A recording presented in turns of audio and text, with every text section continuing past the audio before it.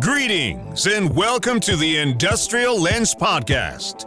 Here we examine cutting-edge insider knowledge on industrial equipment, strategy, and trends so that you can thrive and stay ahead of any challenges, seen or unseen. Now, let's get industrial.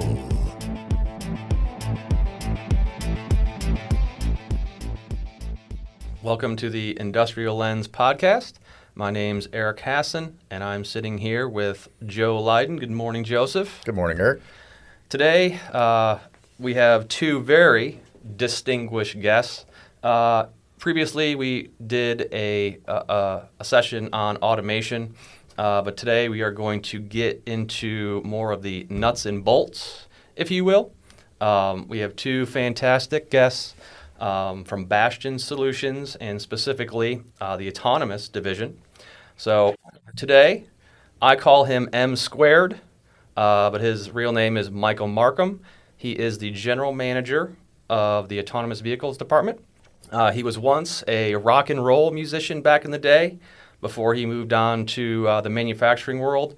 Michael started his career at TMMK, Toyota Motor Manufacturing of Kentucky, in 1997. And then he joined the Toyota Material Handling Unit, the automation team, in 2012 as the engineering manager, and then was strategically moved to Bastian Solutions in 2018. Michael has personally engineered and integrated multiple AV systems throughout North America and was promoted to general manager of Bastian Solutions Autonomous Vehicles in 2020, where he now leads a team of 43 team members devoted to design, the manufacturing, and integration of autonomous vehicle systems.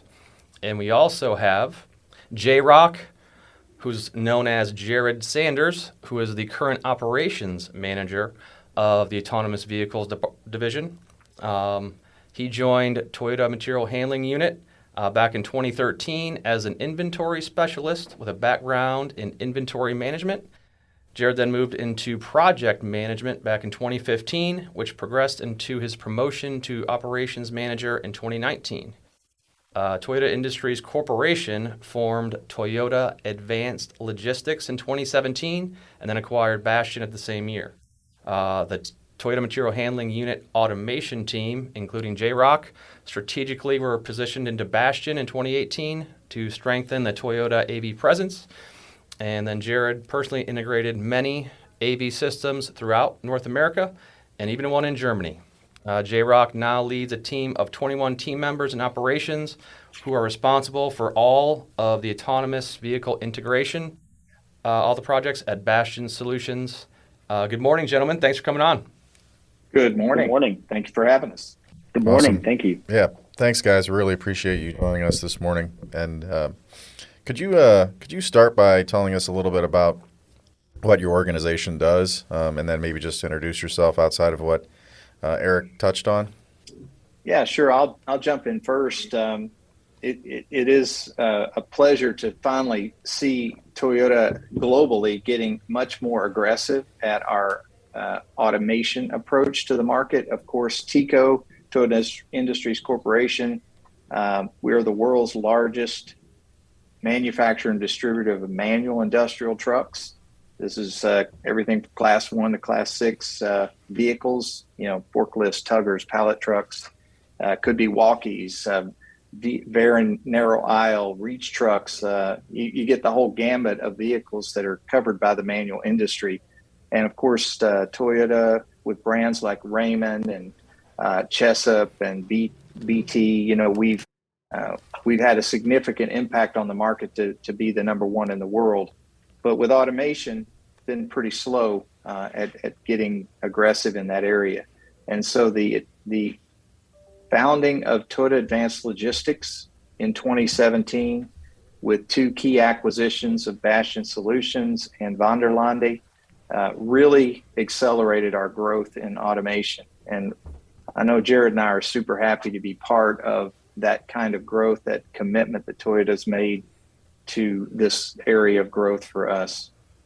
And I'm very thankful that we've had this opportunity to kind of transition into Bastian Solutions, which is, when we made that acquisition, a company that was doing about 240 million a year in automation integration, and very agnostic to any brand of automation, from hydraulic conveyor to Dombach cranes and Swiss log, and any kind of automation equipment. They would seek out the best in the market, bring it to market, and integrate it. Since that acquisition in 2017, there's been a phenomenal growth, spurred by Toyota in part, but also by the excellent people that were part of that Bastian organization. And in addition to being an agnostic integrator, we've realized that there are gaps in the industry where we need to fill those gaps with custom designed and engineered and manufactured solutions. So not only conveyor, but ASRS cranes are now being designed and built by Bastian Solutions and integrated, in addition to ones that we'll still purchase. So we're trying to keep our brand agnostic feel while at the same time filling gaps. Autonomous vehicles is one of those huge gaps in the industry. And while we work closely with Raymond and Toyota and all the brands that are under the TECO umbrella, ultimately there are still gaps. There are vehicles that aren't really designed to do the job that need to be done. And that's one of the key roles that our team in Georgetown, Kentucky, the autonomous vehicle team, works on. And then, of course, Jared leads that team that's integrating, whether it's our brand or potentially even a different brand, but Jared leads that team in integration. So I'm going to hand it off to him and let him kind of give you his take as well on what our team's purpose and function is. Thank you, Michael. That was very helpful in understanding, your role and how you guys have grown. And Jared, if you could expand upon what Michael explained, that would be awesome. Sure. So from a day-to-day perspective, our team focuses on delivery of autonomous vehicles, but not just from a hardware standpoint, but also learning our customers' businesses and their terminology and understanding their material flows so that we can provide a total solution. At our facility, we handle inventory, design, engineering of all facets, mechanical, electrical, software, as well as project management, and then installation of the vehicles or any equipment that's associated with the autonomous vehicle division. No, very good. Very good.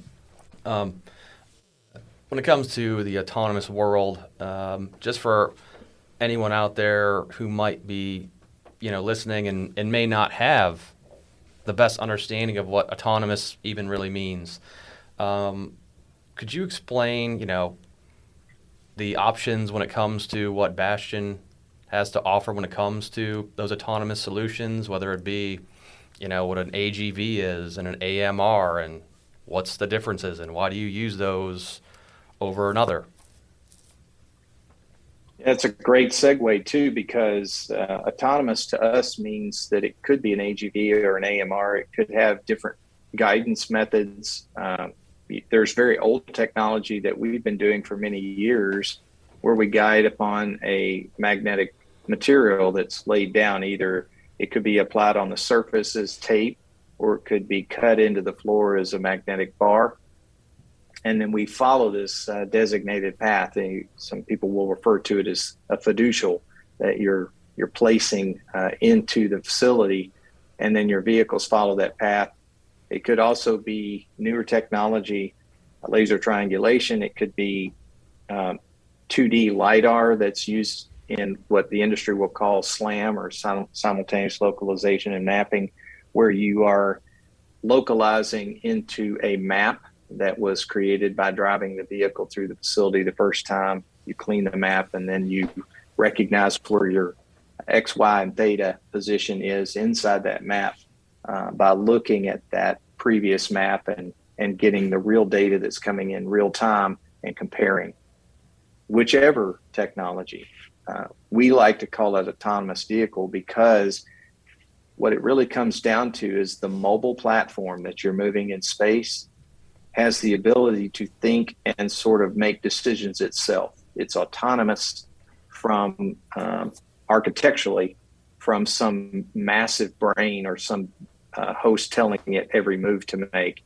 It actually moves through the facility based on key things that it was taught and is local to its own controller.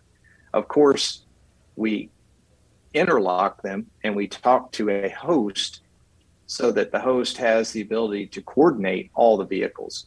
But we love this architecture at Toyota where we let the vehicle be autonomous. That it means somewhat that it thinks for itself, where it has its own autonomy to make decisions for itself.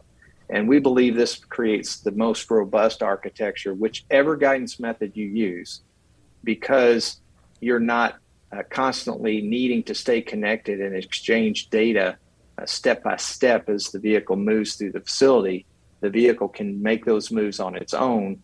It only needs to check to the server or the host when it comes to a place that it needs permission, such as an intersection where other vehicles could be traveling. It needs to ask for permission, or maybe it needs to go into a robot cell. It needs to ask the robot, can I come in? Maybe it needs to go through a fire door. It needs to ask the system to please raise the fire door so I can drive through. Those types of interlocks, we do communicate to a host, but think about how much fewer transactions there are wirelessly between the vehicle and the host because of that architecture. So I went pretty deep there, but only to say that's what autonomous means to us. It's really important that we let that vehicle have a lot of that local control at the vehicle level, and then the host just serves as sort of a supervisory overseer of the big system. Oh, fascinating. So will the unit, for lack of a better term, learn as like changes in the facility happen, or does that sort of information need to be programmed in? Well, there's not the learning that some people in the industry may perceive, like almost like artificial intelligence. Maybe people would say, can it recognize something's changed and the next time it goes by it, it knows that that thing is different? Well, in the true sense of AI, it's not that we're not working in AI, but we're not using it for that level of recognition as it's moving through the facility. The systems are pretty robust, and that might circle us back real quickly, if you don't mind me taking the detour backwards, is if I'm following a magnetic path, this is old technology, we fully admit that, but it also still has very much a place in the industry. There are a lot of manufacturers that maybe it's an assembly line operation, maybe it's just a simple loop that you pick up something at point A and deliver it to point B. But in those situations where it's a very known entity that you're driving a certain path the certain same way each time, then magnetic technologies can be very, very cost effective. And that's where they totally win, because you get a quicker return on investment. In those cases, if you change the environment and you stick something in the path, the vehicle will sense that and stop. And of course, that would disrupt the flow of your manufacturing, or if it's a warehouse, in your order deliveries. That would be a problem, right? And you would recognize that problem very quickly. So usually in the environments we work in, we don't see the environment changing drastically until there's a plan to change it. And that's where Jared can talk to this. That's where we get contacted a lot. Customer wants to make a major change. Maybe it's a complete revamping of the facility, or maybe it's just a minor change in one quadrant of the facility, but it allows them to recognize, oh, I'm going to change the way the vehicles need to drive through here. I'll reach out to Bastian, get them to quote coming in and helping us do this. And that's where, again, we don't just put in new systems. Sometimes we're coming back to revamp or change an existing system. Jared, you want to make comments? Yeah, you're spot on, Michael. Oftentimes, the work that we do is new installations, and in such, with the newer technology, we'll map the facility, and then we'll clean up the map and remove the clutter and only navigate off of objects that we know are going to be fixed, such as a guardrail or in some use cases, we'll have to put up a reflector or two so that we can navigate off of. And then for the magnetic technology, we typically would find we pre-plan what we're going to lay out, and then once we get on site, we'll take our measurements and we'll mark everything out to ensure that our plan is going to be able to be executed, much like Michael said, for an assembly line, where the path is not going to move for 5 to 10 years because a customer is going to build that model for a specific amount of time. Sure. Very good. So if I'm manufacturer ABC and I don't have anything autonomous going on in my facility, how do you start the process of going from everything being manual to adopting, the autonomous world, getting AGVs into my assembly plant? So when I contact, Bastian and want to get this process moving, how does that process get started? Could you guys explain what it takes to get that sort of autonomous in my facility? Yeah, let me jump in and say that Jared did a great job kind of talking about getting to know the customer and how their material flow happens. This is the one thing that's very different about autonomous vehicles versus manual industrial trucks. If you wanted me to sell you a forklift to be able to move material into your racking, I generally need to know some basic parameters, like how heavy is what you're going to move, how high do you need to lift it, is there any kind of custom attachment you need on the truck to handle the material, those types of questions. And then I can bring the vehicle to you and say, here it is. It lifts this much weight. It lifts it this high. It'll handle it this way. And I hand you the keys, maybe go through the owner's manual for a few minutes, and we're done. The transaction is complete.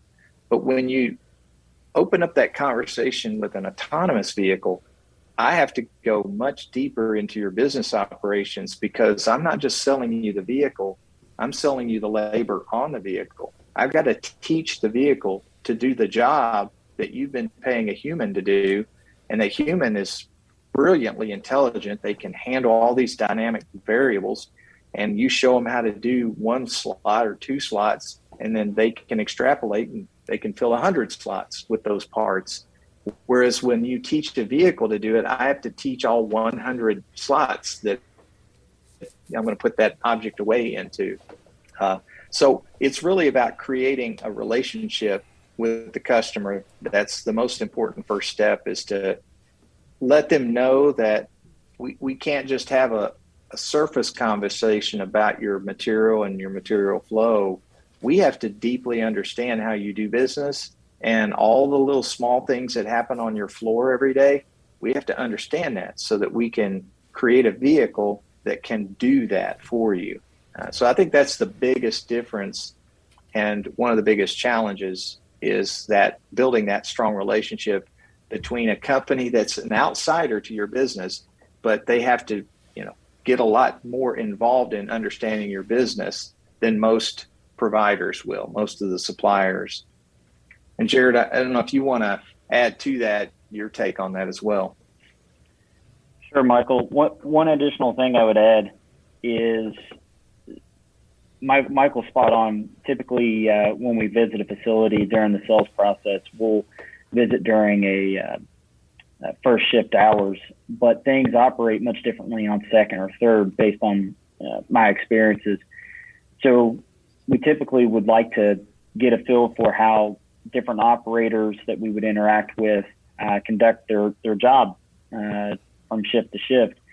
But in addition to that, one of the greatest things that we believe you have to overcome once we begin installing is the culture of the customer. So in the scenario that you gave, where you have zero automation or very little automation, and you're moving to a autonomous vehicle in your facility, a lot of times people find it threatening to taking jobs or, moving people out of a position that they're comfortable into something that they're not, oftentimes we go in and we're having to break that culture, that boundary, and make people feel comfortable with a vehicle that's moving without an operator. So I think culture is one of the biggest things that most facilities have to overcome when going from zero automation to some form of automation.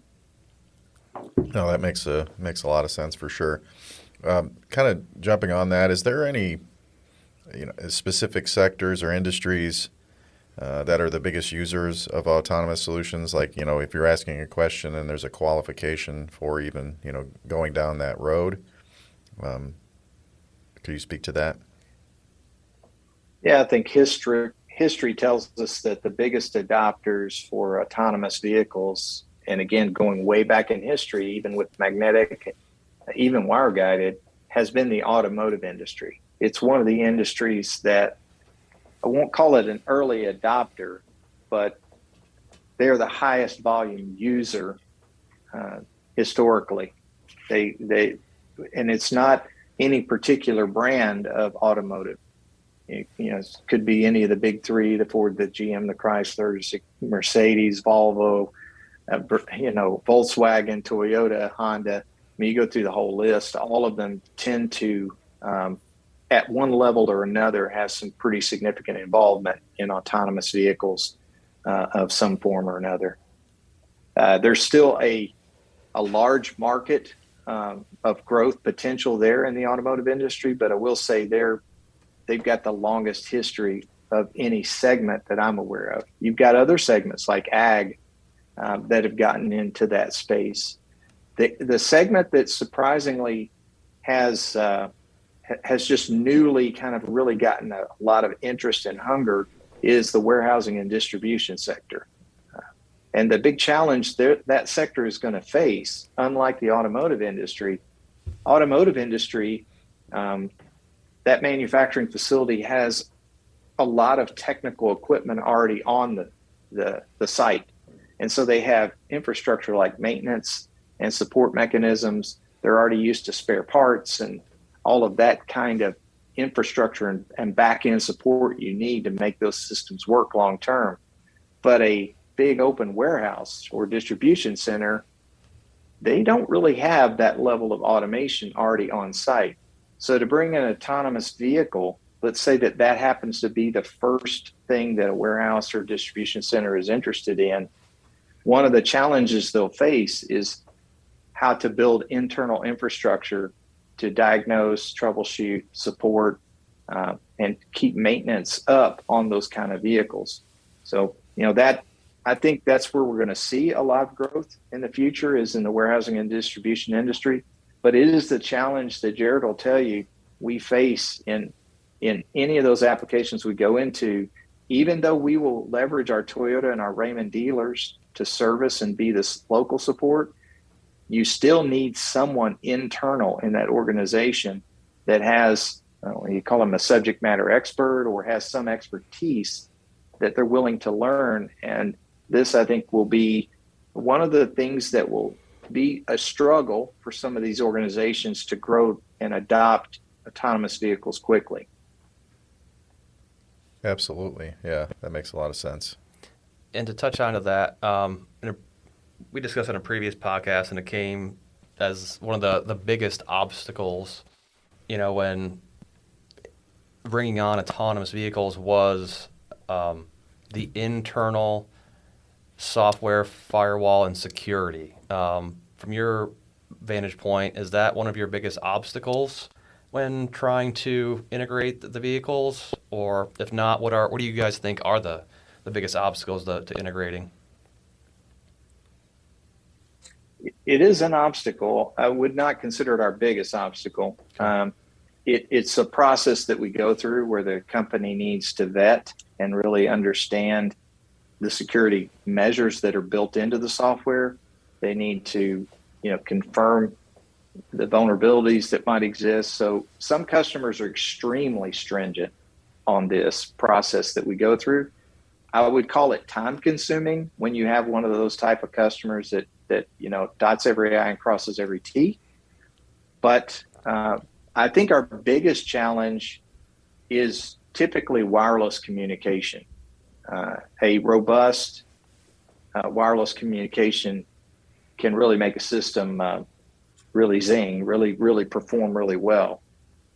And what one of our challenges is that IT's departments can make small changes at a global level, like they're pushing something to a work group, or they're making some sweeping update to the servers, and sometimes they'll actually make changes to the wireless access points. A lot of Cisco systems are out there, and they'll sweep some update and immediately create a barrier between the communication of the vehicle and the server. In other words, I've gotten calls at 2 or 3 in the morning, and all the vehicles are offline. It's not talking to the server anymore, and it's not even anything in our system that did it. It's because we're relying on their internal infrastructure, and they pushed a change to their system that basically broke the connection of our system.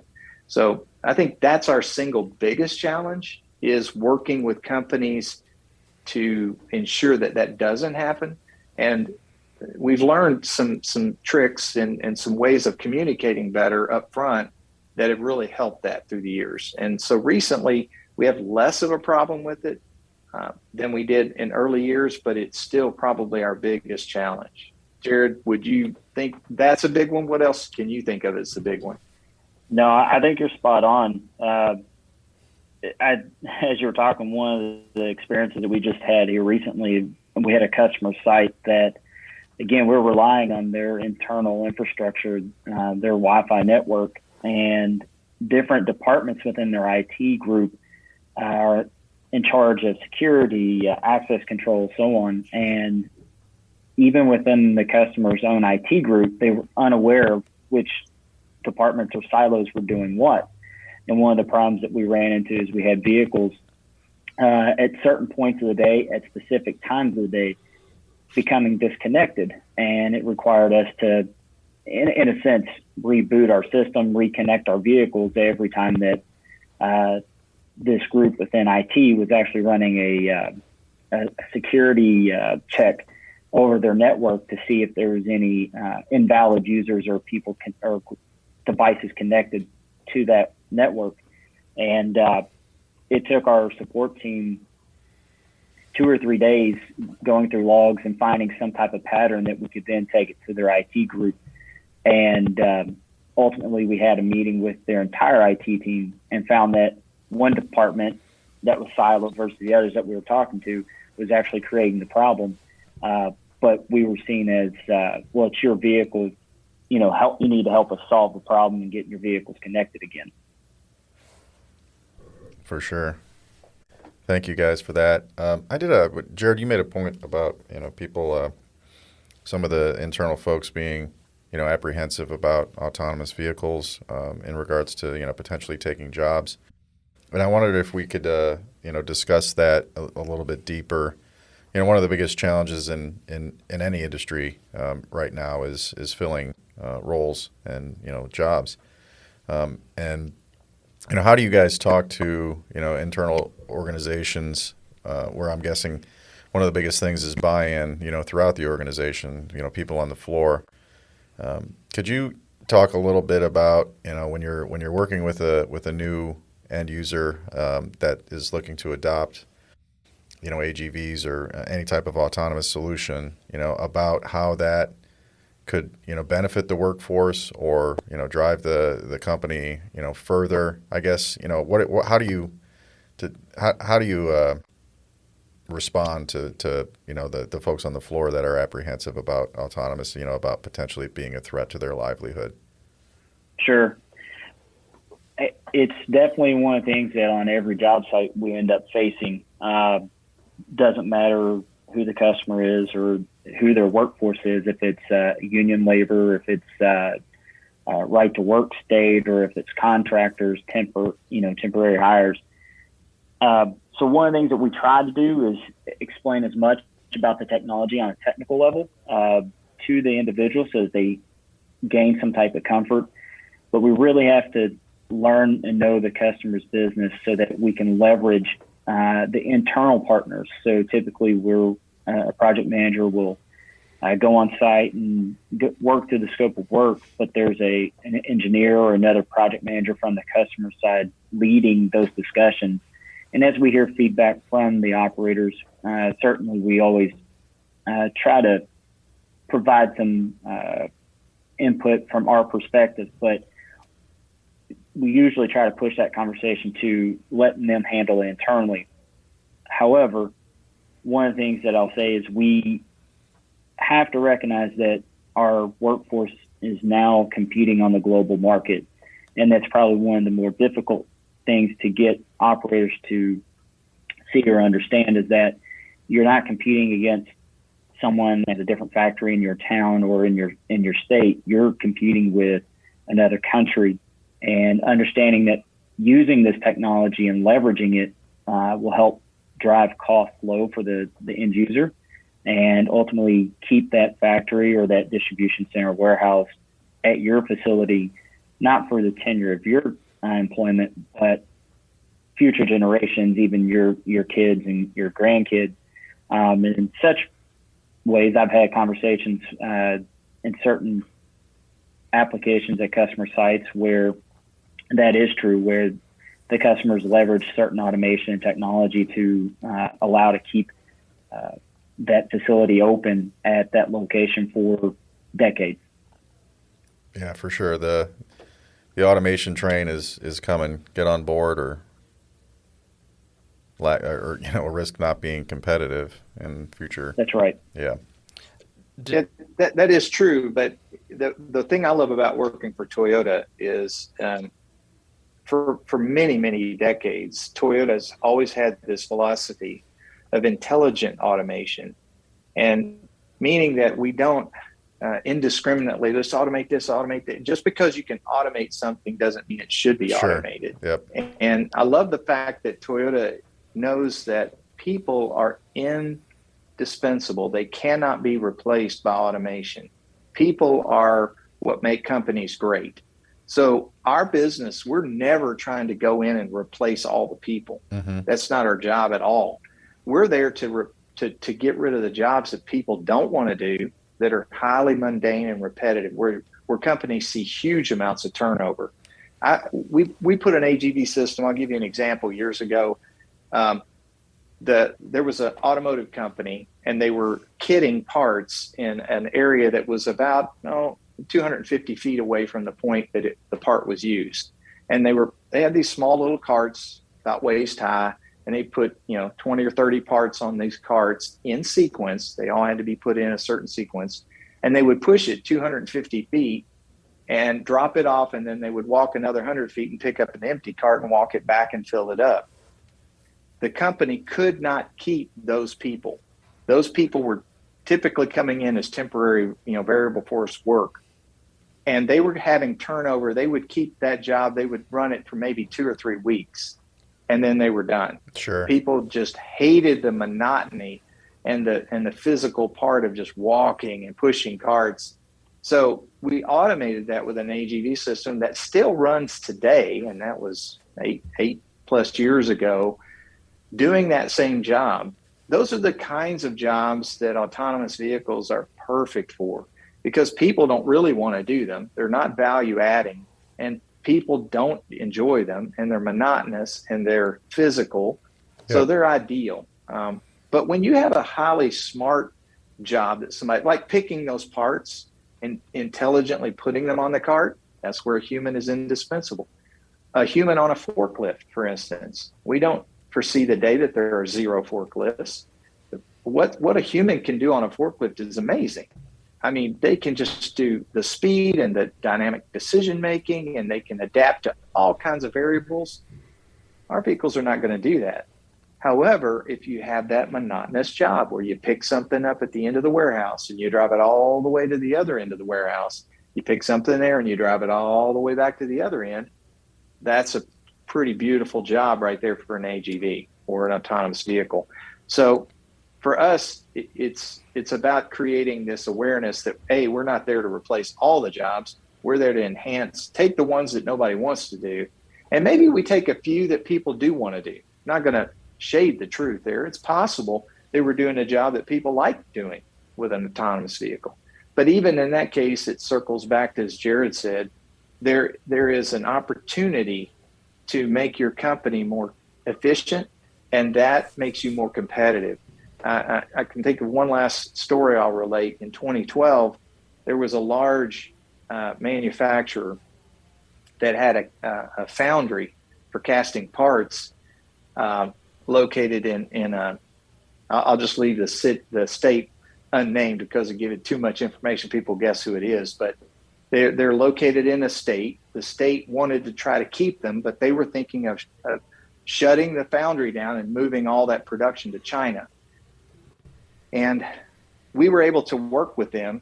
Toyota and another company were able to work with them. And then the state kind of also helped with some tax incentives. But through the tax incentives of the state and through the work that we did, we were able to automate this facility in such a way that they were competitive by the time they figured the freight of shipping the heavy casted parts from China on the boat over. They decided to keep the operation in this state. So think of these were over 1,000 jobs that were kept in that state. And that factory is still running today, very viable. The company's really glad they made the decision. All those jobs were saved because of automation. And I know that people say, oh, it's just it's just a one unique case. It really isn't. That's the value of automation that's used in a discretionary manner. We're not replacing all people. We're replacing key things that are non-value added so that our people, we get the most out of them. We become more competitive. That, what Jared said is really true. We are helping companies stay put and build for their generation of their children and their grandchildren. I think that's a key application of this type of technology. Don't over apply it, but apply it to the point where you stay competitive. For sure, and that makes a lot of sense. And I think that's an excellent example, a real world example where, automation was able to keep jobs as opposed to offshoring them or eliminating them completely. And just to piggyback on what you said, Michael, in regards to the monotonous and the repetitive and the jobs that people don't really want are also typically jobs that could have a high rate or a potential risk of injury. That could automating that role or responsibility or that job, that task, could also help the company to preventing costly injuries, and also obviously the person or persons being injured in that role, and filling jobs that, like you said, nobody really wants and that are critical to the organization continuing to run. So I think that's an excellent point, and thank you for that. That's a great point, Joe. I would assume that when you're having the culture conversation, the safety aspect of keeping people, especially during COVID, a lot of folks don't understand like the indirect costs of losing someone who's been at the plant for 20, 30 years, that intimate knowledge of the plant and processes. Do those conversations come up, in regards to, Jared, what you said about the culture and getting folks to adapt or accept the idea of autonomous vehicles versus, manual, and, we always hear about the forklift injuries and things of that nature. Do those conversations come up frequently, or? Oh yeah, absolutely. So safety is one of the things that Toyota as a whole and in our group we take very seriously. We have tried, as we've launched new models over the last few years, we've had to ramp up the level of safety of the vehicles as we moved into different sandboxes of different payloads and vehicle types, where we're now moving up to 8,000 or 10,000 pounds. But safety buy-in from the customer perspective is always a critical aspect. Beyond their EHS and safety departments. So like for every project, we typically do a risk assessment of the equipment specifically what we provide. And then, as Michael mentioned earlier, the interlocks with either a robot cell or a fire door or any other device in the facility, there's a risk assessment of the system. And that's done in combination with the customer's safety EHS department, as well as operators on the floor, engineers. And it's really a buy-in from all levels at the customer's site, as well as from our team. Because oftentimes our project engineers will know the ins and outs of the system, the interlocks that we're working with for the robot cell or the conveyor, but we'll pull in our engineering department to assist with a B56.5 test to validate that our vehicle performs to the specifications of B56.5, but the specifications of the customer site as well. Because we may find that we've met certain minimum bars, but we always want to try to go above and beyond and meet the customer requirements as well. Michael, do you have anything to add? So these are difficult problems the industry is trying to solve to take safety, again, as Jared said, to the next level as we tackle more and more opportunities that we have there. In some ways, it could be argued that the reason that the autonomous vehicle safety record industry-wide is so good is because we're doing a very small segment of the market. In terms of all the material that's moved every year in North America, how much of it's being moved by an autonomous vehicle? I dare say 5% or less. So you can look at that number and say, yeah, it's a scaling factor. No wonder you don't have a lot of safety incidences. You're not doing much yet. But as we grow to have 20% of the market someday of material that's being moved is moved by autonomous vehicles, this is where risk assessments will be super important. We have to understand how the vehicle is being asked to perform its job in its application, not just create an autonomous vehicle that we say is safe. Well, sure, it's safe when it's doing a certain number of tasks a certain way, but how about that specific application? And that's where Jared's spot on. We've got to totally always engage with the customer, understand the risks that each application brings. For sure. And then, segueing from risk to, another topic that an end user in adopting a new system would most certainly bring up would be return on investment and, the ways to calculate that. Could you speak to, how you guys, discuss with a new end user or partner, how would you calculate your ROI, some of the things to look at, maybe just from a high level, knowing that is a very deep dive? Yes. 10 years ago, if somebody had asked us that question, it would have been about determining what are your equipment costs, like your manual industrial trucks, what is your headcount cost, your personnel cost to operate those trucks. And that becomes the total that you spend every year. And then we compare that to what the capital investment into an autonomous vehicle system would cost. And, it's typical pluses and minuses. And then you hopefully, most people were targeting less than 2 years. Mm-hmm. 18 months was generally the bogey. So if I can make a capital investment and by reducing my equipment cost and my personnel cost, I have now recovered that investment in 18 months. They were pretty comfortable with pulling the trigger. If it was 24 months, they might or might not. And if it was, 3 years or something, they typically walked away from it. However, what we've learned even in the short, past few years is there are some other intangibles. There's the safety part of it. So a customer might say, I've had a lot of incidences in this particular application. So almost at that point, they're almost, they'll throw any amount of money at it to solve the safety problem.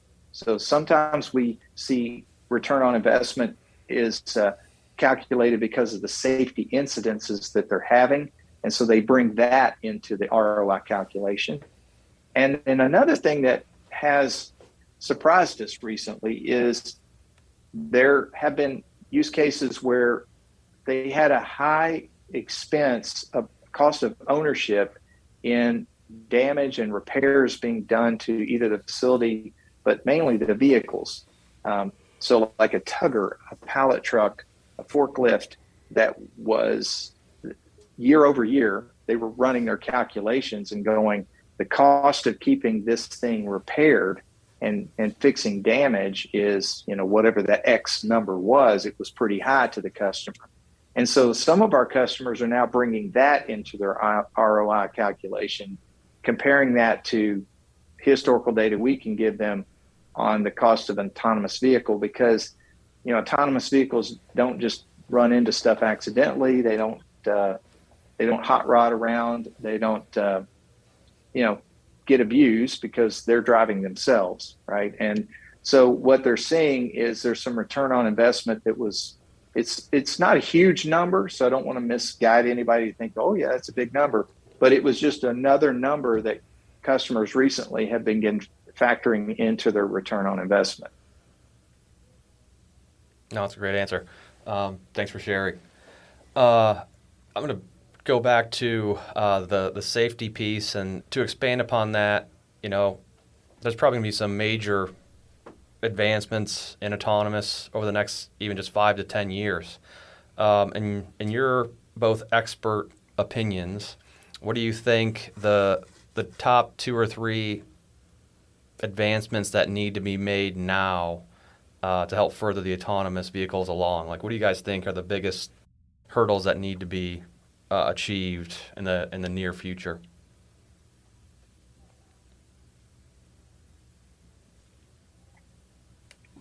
Michael, I'll let you answer this one.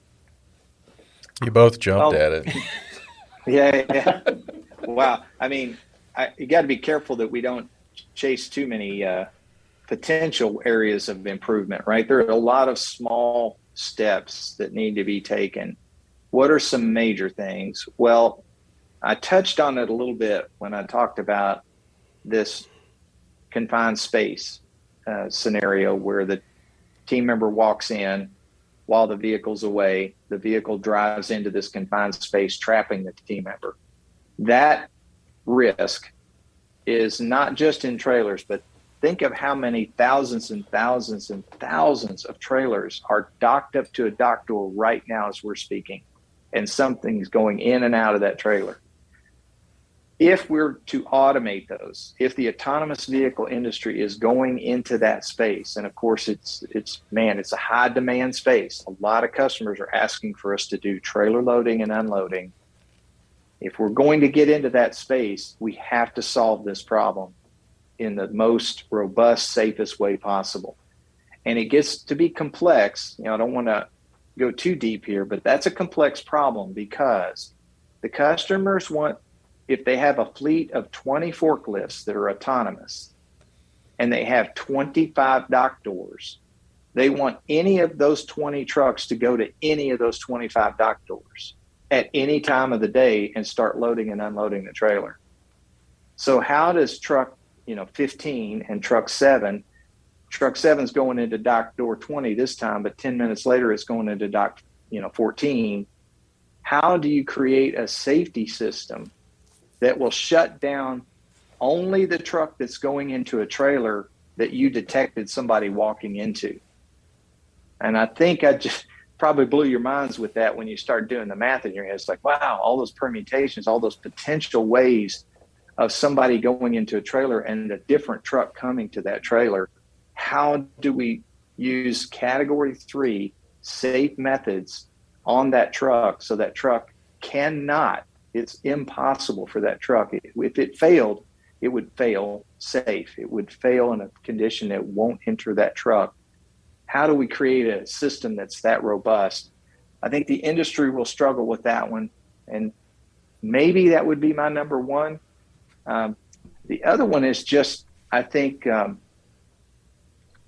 do we continue to work around industrial trucks and create a good interaction with industrial truck traffic, because one of the frustrations we see, which can lead to a safety problem, is that an industrial truck driver, he can put his foot to the floor and really hit the gas and go to the maximum speed of the vehicle, except for that silly AV that's in front of him. It's going slower. And so they want to, basically like road rage, they get tired of trailing behind the slowpoke and they want to zip out and go around it. And so if we're not careful, AV systems are going to introduce more and more incidences of manual industrial trucks getting irritated with the slowest. It's not that it's creepy slow, but it's you're the guy that drives, you break the speed limit, right? You're that guy that it's a 60 mile an hour speed limit and you want to drive 70, and the person in front of you is driving 60, but you're irritated and you want to zip around them. Those always can potentially create problems. And in industrial environments, we believe the AV systems could potentially bring that scenario into play, where industrial drivers are irritated by how slow something's moving, and then they make a poor decision out of an emotional, like, I gotta get around this thing, and then all of a sudden an incident happens. So I think those are two of the key ones that I can think of that we're going to be faced with in the coming years. For sure. Makes a lot of sense, especially when you're adopting a system in an existing environment where you're plugging it in and not designing the plant around that automated system. Probably presents challenges in that way.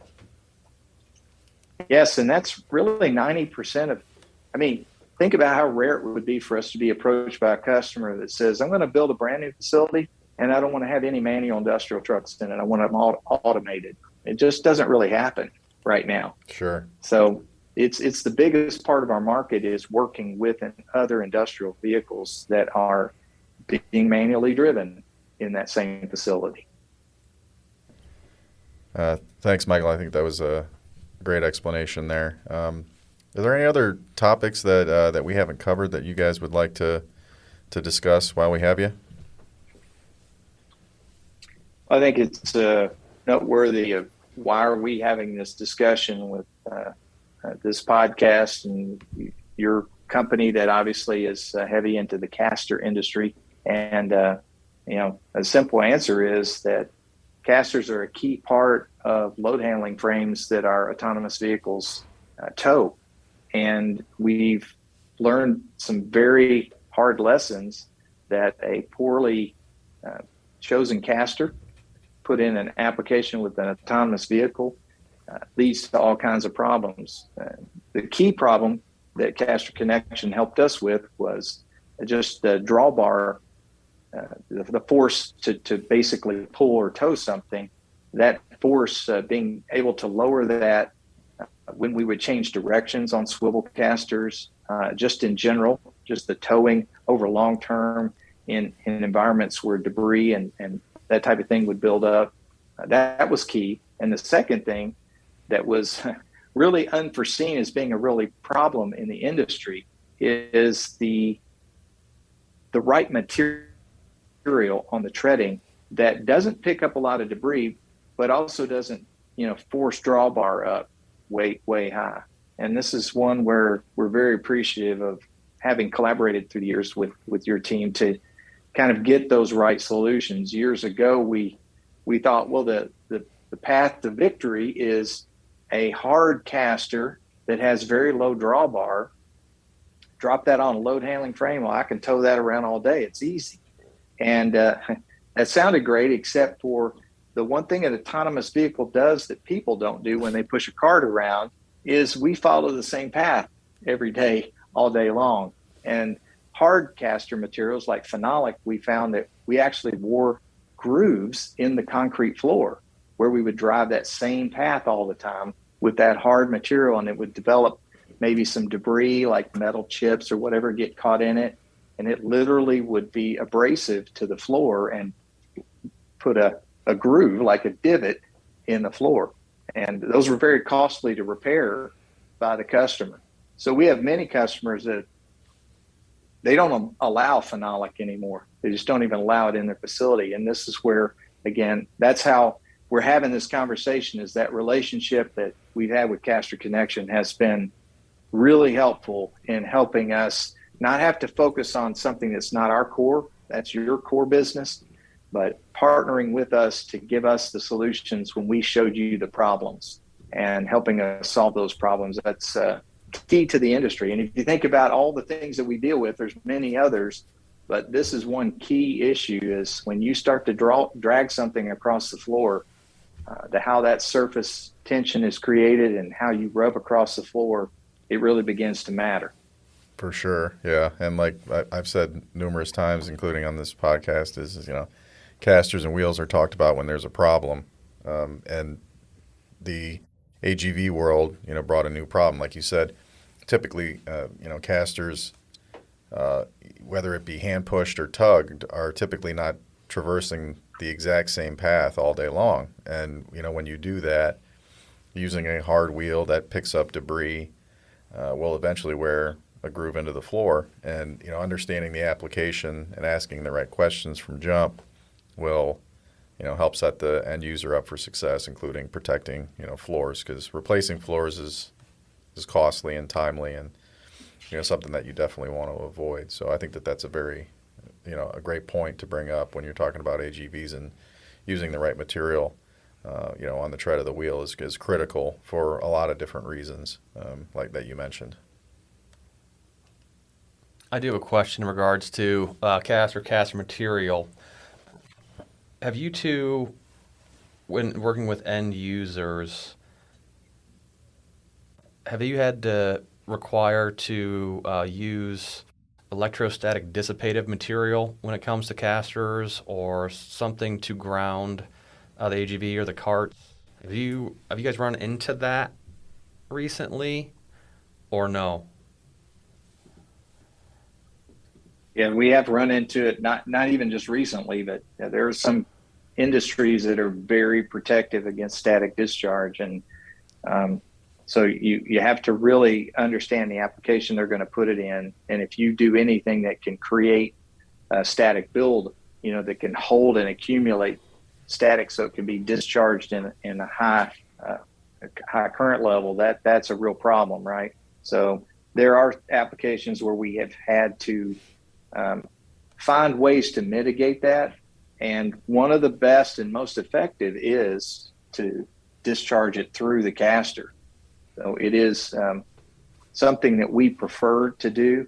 I know that many of our traction wheels on our AGVs have a static discharge material built into them, so that we're helping to dissipate, because that wheel generating that friction and across a dry surface, obviously I'm stating the obvious here to most people that are probably on this podcast, but that's what can lead to building up and accumulating that static. So it's really important to understand the application and to use the right materials. Sometimes we're able to do it with discharge straps, static straps, and things like that. But really we find that building it into the wheel is one of the most effective ways to do it.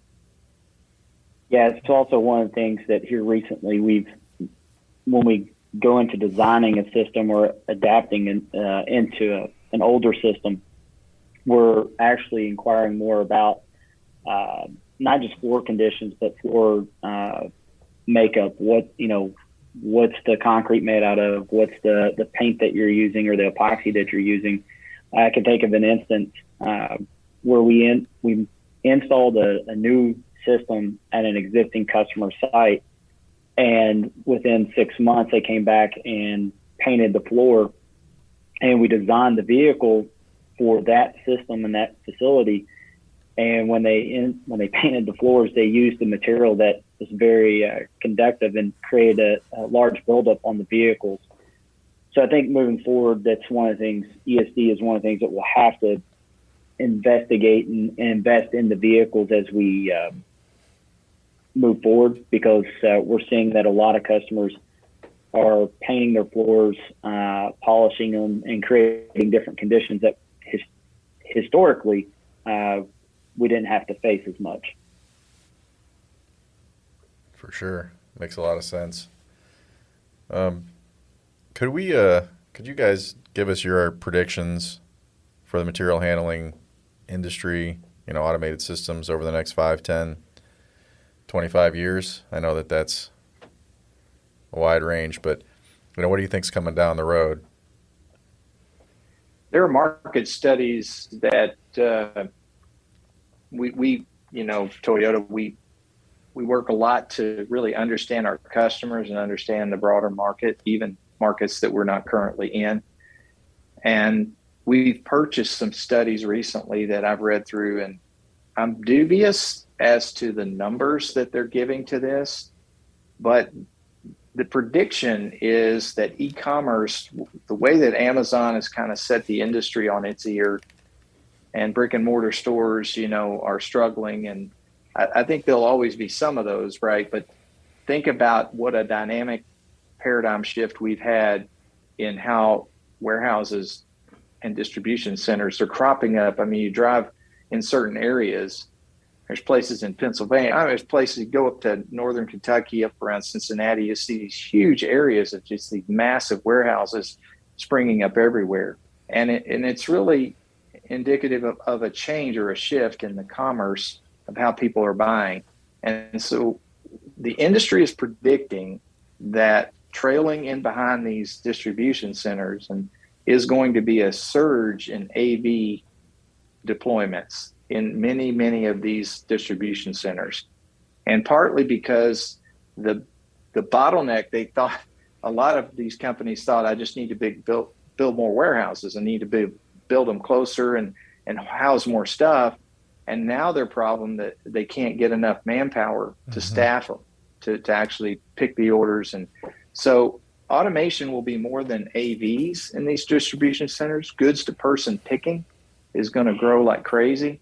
This is where you bring the good to the person from the storage location rather than the person having to walk through all the various storage locations and pick parts. You have the person kind of stand still and you bring the stuff to them. That's going to grow, and AVs are a part of goods to person. And it's not just a Toyota thing. I mean, you can look at Fetch and Auto, and a lot of people, I hate to name names because I've left out, Omron and Mir and all the other big players that are in the space. But the key is that in these studies, the amount of growth that they're predicting seems astronomical to me. And I think we're going to have to probably tap the brake on those big numbers. But even if we cut that number in half, there is a significant amount of growth in 5 to 10 years. That is going to be the boon. It may be 3 more years before we start hitting the peak of that, but we're going to start seeing vehicles being deployed on an annual basis at numbers we've dreamed of but never really thought were real. I think they're going to be real in the next 3 years, 4 years, 5 years. They're going to be huge numbers, thousands and thousands of AVs being deployed every year. And so the industry is going to grow a lot. I do think that the challenge for the industry is going to be 2 areas. One, integrating it. Do we have enough people who have the skills to teach the vehicles to do the job? That'll be one bottleneck. And the second one, which will trail behind that, but will no doubt catch up at some point, and that's support. Keeping these systems running. Remember, this isn't about keeping a vehicle running. It's about keeping a system running, which it comprises vehicles, but a lot of other things. So having that support and having that integration power is something that Jared and I talk a lot about how can we grow our business to be prepared to do our part. We don't pretend to think we'll have the whole market at all, but in our portion of the market, how do we take care of those 2 things? Absolutely. That makes a lot of sense. And yeah, some of the challenges that will be, down the road, and that makes, perfect sense. And, a lot of those, studies are aggressive, but, like you said, even if it's a percentage of it, it's a significant growth for the automated world, and, know that you guys will be positioned to grab some of that market. Yeah, gentlemen, appreciate the time. We're creeping up on an hour here. We could talk for a lot longer, I'm sure. I just want to open it up to any final thoughts or things you want to mention before we call it a day today. Well, I appreciate the opportunity, and I'll tell you, I think that as we move forward as a country, as a society, we got to recognize that the teams that we build and the partners we work with are critical. I want to thank Caster Connection for being a good partner for us through the years. We really value that because we make the best progress forward when we leverage expertise in different fields. And it's been a real privilege to be able to leverage that expertise with your team. And I think that I hope that the American engine that is, the industry here, even North America, not just America, but that we can learn the value of the importance of these partnerships and continuing to work with each other, have some loyalty, have some long-term relationship. I think that's what's going to help us build this industry the way it needs to be built. Well said. And thank you, on the other side for being a great partner and doing really interesting things, that power things, moving forward, getting better every day. So yeah, we definitely appreciate the opportunity and then the partnership with Bastian for sure. It's been a wild ride. And I love my nickname, M Squared. You can't get any better than that. I love it. Well, hey, just remember, it's hip to be square. That's right. Huey Lewis says. He's a rock star at heart, M Squared. That's right. Well, M Squared, J Rock, I want to thank you, gentlemen, for the time. I know you are both extremely busy, and we appreciate you guys hopping on and giving your expertise from the autonomous perspective. Joe, thank you, as always, for hopping on. Thank you. And this is the Industrial Lens Podcast. Talk to you soon.